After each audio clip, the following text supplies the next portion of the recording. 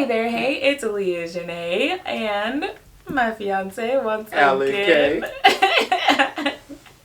Oh, gang. And we are back for part 2 of asking my fiance questions I've never asked before, but this time he is going to be asking me some questions. And I'm nervous because I don't know what these questions are. He didn't know what the questions were in the last video either, but I picked easy questions. I don't know what he picked. So Let's just say she's gonna be thinking. oh, Lord Jesus. All right, let's get into it.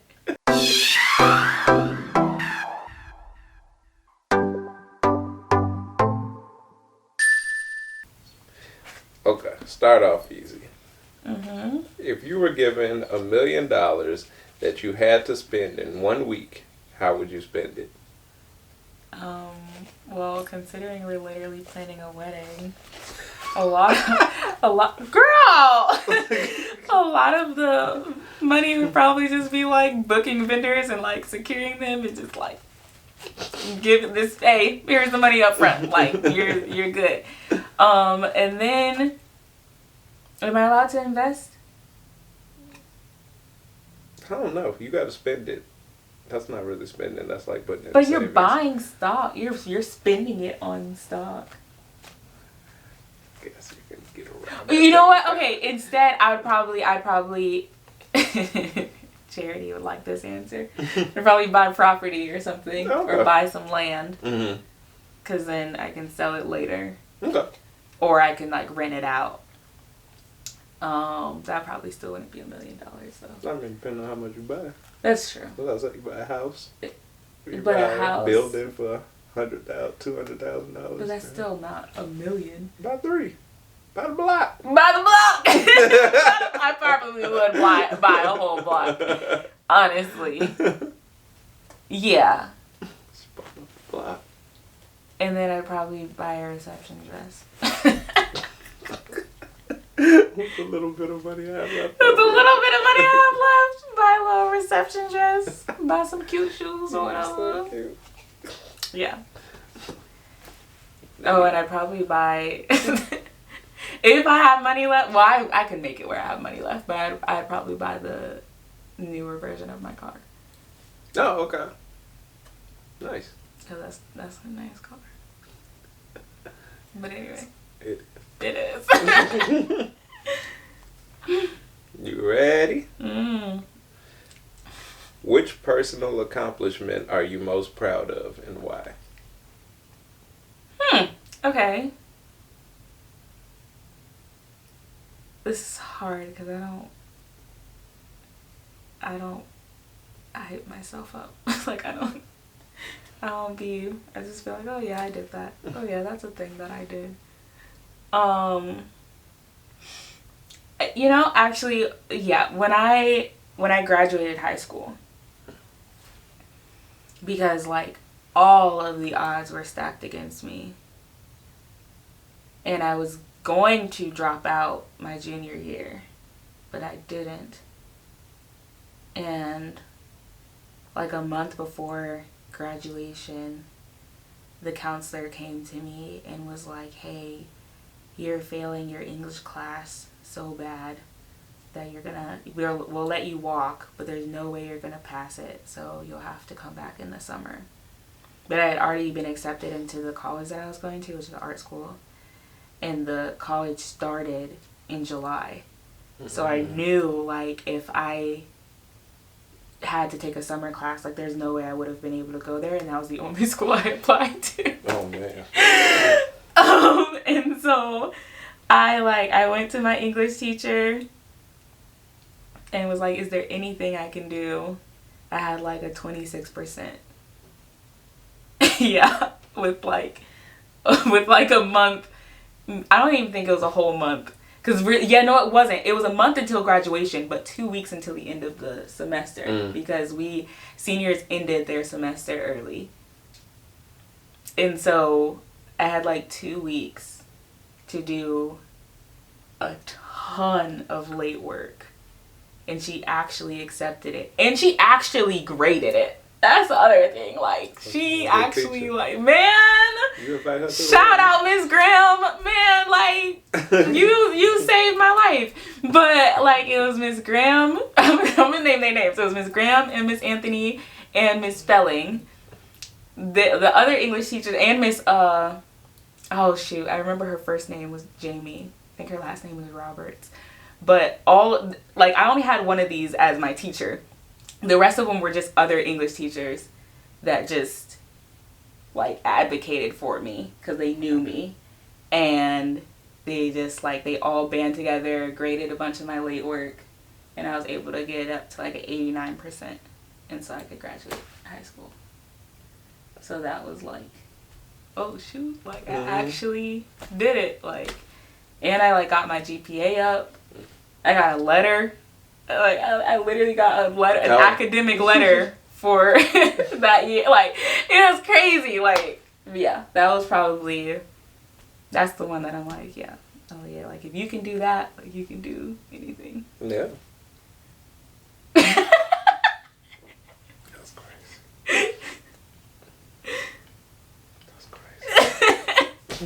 I was reckless.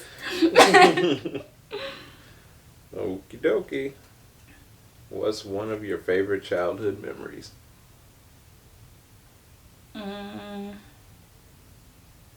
I think this is something that we did in our childhood, like regularly, but it sticks out. Like we, my other family across the street, they had a snow cone machine, and so on like summer days, like we would just like make some snow cones and sit on the. If you're a real one, you know what the green box is. If you don't know what a green box is, I don't know what to tell you. But it's basically where all like the electrical stuff for like the neighborhood. Oh yeah, okay. Goes. Mm-hmm. But it's like it's a green box, but it's like metal, and so you just like sit on that thing and just chill out there and just laugh, talk, play games, whatever, card games or something, and just chill. So that's why you the way that you are. Y'all used to sit on that electric box. You had little currents going through you slowly. That's why I'm like super jittery. Like, that's why can't you focus. Wired. We always sat on the electric box. You know, I wouldn't even, because we're all kind of a little. The ones who didn't sit on it, like it shows. That's super calm, but you just a little. Yeah, like my sisters, like yeah, like we're a little jittery, a little high strung, got a little ADHD going, whatever. Anxiety, whatever. It's cool. All from the box. Don't sit on the green box. Don't sit on the green box, children. What book has had the greatest impact on your life? Matilda. Easy peasy. Yeah, Matilda by far. By far. That book, man, if you haven't read that book, read it. If you have not watched the movie, watch the movie. Yeah.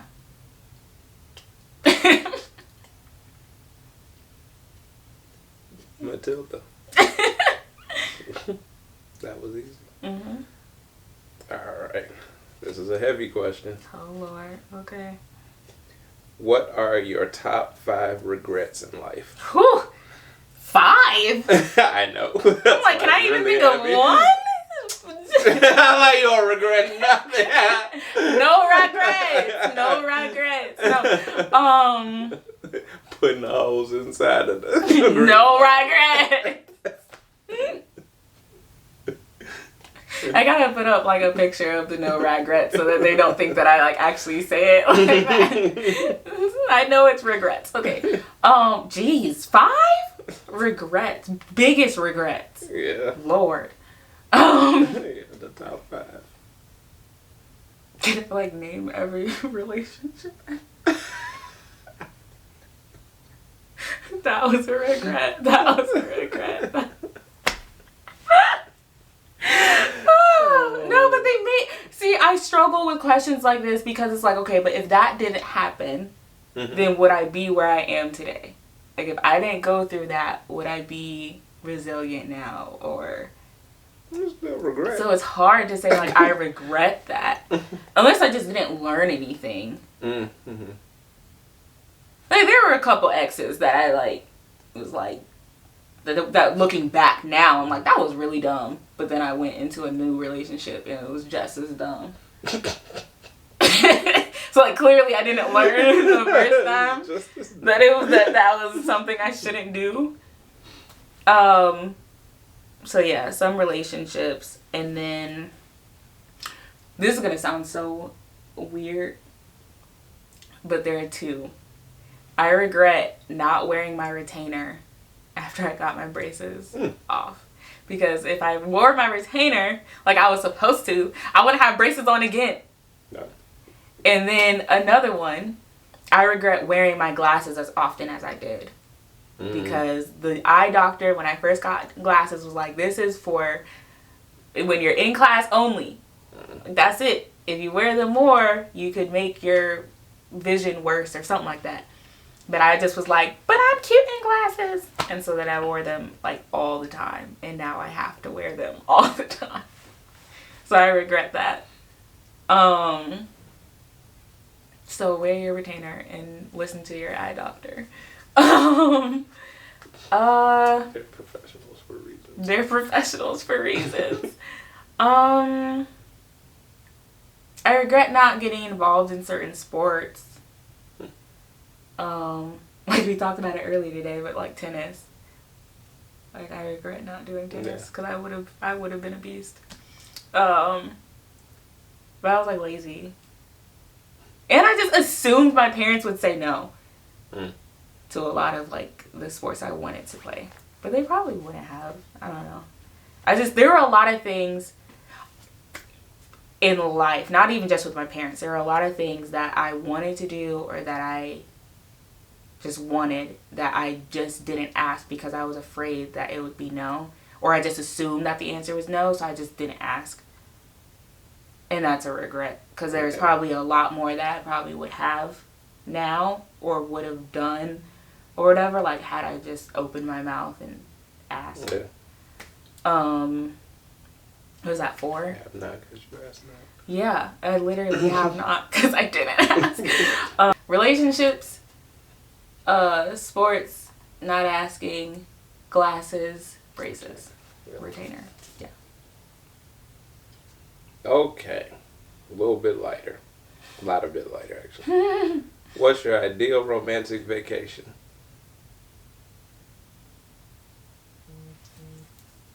Ireland. I keep saying that. But maybe not. Like, I don't know if that was like romantic or is that just where you want to go? I feel like it can be romantic. You can make it romantic. Anything can be romantic. Yeah. No, but that's why I did. That's why I hesitated. That's why I hesitated at first. I was like, "Is that really romantic?" But when I think of like something, it has to be like beautiful to me. It doesn't have to be like. Ireland's pretty. And Ireland is gorgeous. But then I thought about like Iceland, and they have the aurora borealis and stuff, and that I feel like is like top tier. Yeah. Cold romance. Cold romance. Sounds like an oxymoron. I guess if it's warm, then like Italy. Oh, I mean, it could be Iceland. I just thought that was... But Italy would also be romantic, though. Yeah. Tell me about a goal or personal dream you have that you've never shared with me.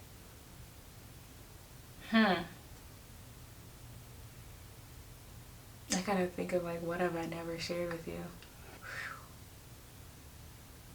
Oh, I really want to do a TED Talk. Like, I really want to do a TED Talk. What about? Iron Man. It's gonna be funny. No, I want to do a TED Talk on the art of finesse, but like for students. That sounds like it would be a TED Talk. It would be a TED Talk, but it's like... Yeah. People don't talk about that enough. Like, just make it, basically, I don't want to be like, oh, I'm going to teach them how to lie. Not like that. But like, how to like make college or make high school, whatever it is, like not as stressful. Like how to get the work done efficiently and easily and still get a good grade. Kinda. Kinda good grade or kinda? No, like that's kind of my focus. Okay. Because I feel like I did that very well. Okay. Yeah. Okay. So, similar. What goals do you have for yourself long term? How can I support you to achieve them? A goal that I have that you can help me achieve. Mm-hmm.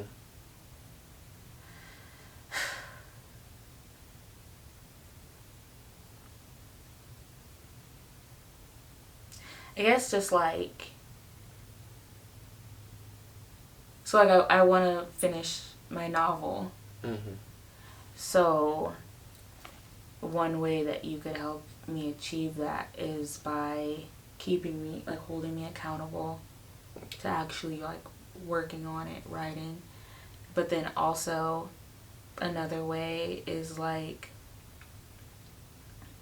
once we're married, of course, like if there's something that you know needs to be done or something like around the house, like being like, oh Leah, like take this time to write and I'll wash the dishes or whatever. Yeah. Like that, yeah, that kind of thing. Or just being like, you know, like if there are friends that asked us to hang out or something like that, and you'd be like, hey, like instead of hanging out, maybe you should work on your novel or, you know, try and knock out a chapter or whatever. Well, Leah can't come out to play right now.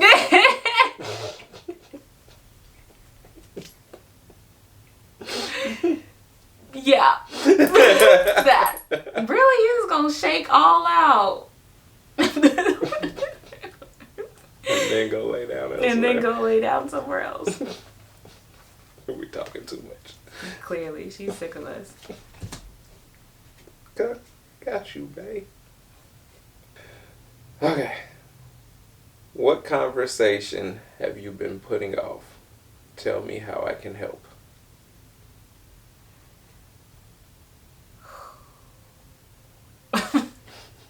There's a couple. I'm not even gonna lie. I know. Oh. But none of them are with you though. No.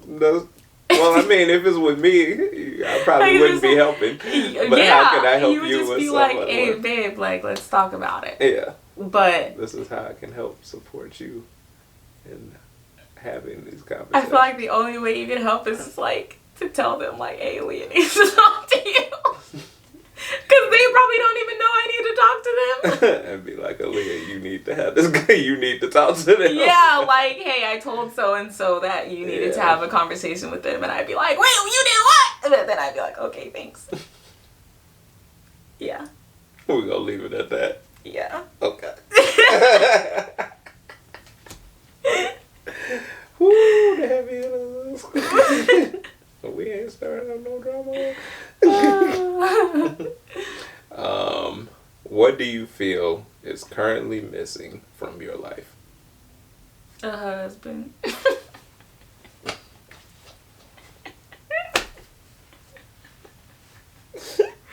No, honestly, just it's like on the way. It's in the it's mail. on the way. Come on, turn to your neighbor and say it's on the way. Yes, my God. Don't order it via UPS. It comes slow. You gotta order it. Got that 2-day shipping. You didn't have that Prime membership. Prime. Yes, I love it. No, honestly, just like the job that I want. Yeah, a career. It's on the way. My God, I received it. I received that. Alright, last question. A little bit less heavy. What book do you believe I would benefit most from reading?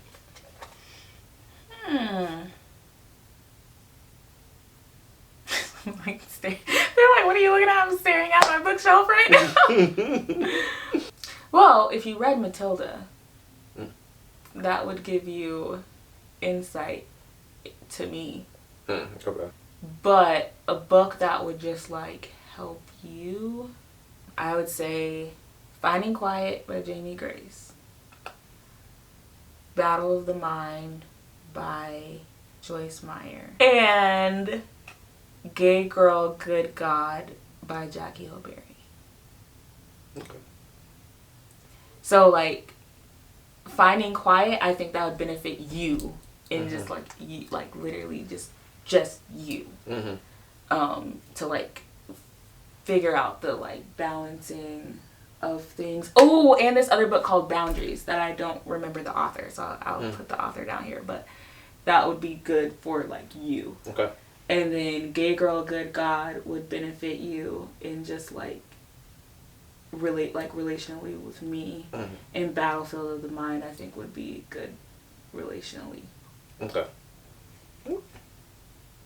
I be reading, y'all. She probably only read half these. Half of them. Maybe 3/4 of the pages. I read all of Gay Girl, Good God. And I read all of Battlefield of the Mind. I will read all of Finding Quiet. And I will read all of Boundaries. So She will. yeah. Whatever. Anyway. So that's it. Yeah. Good job, babe. You answered them questions. Thanks. Thanks for joining me, babe. Anytime. Anytime. I hope you enjoyed this video. If you did, leave a like and subscribe to the channel and ring that notification bell so you can be notified of Ding. any upcoming videos. I love you. He loves you a little bit. and Jesus loves you so much more. And remember, you will never overcome that which is hidden, and you will not conquer what you refuse to confront. Let's break some chains, y'all. Oh, that was cute. That was cute.